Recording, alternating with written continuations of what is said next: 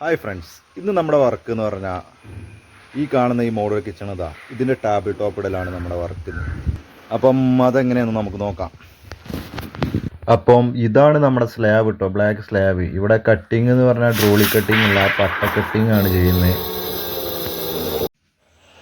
അങ്ങനെ നമ്മൾ ഈ ഗ്രാനൈറ്റ് കട്ട് ചെയ്തിട്ട് ബോർഡിന് മുകളിൽ ഫിറ്റ് ചെയ്താണ് ഇപ്പോൾ ഈ കാണുന്നത്.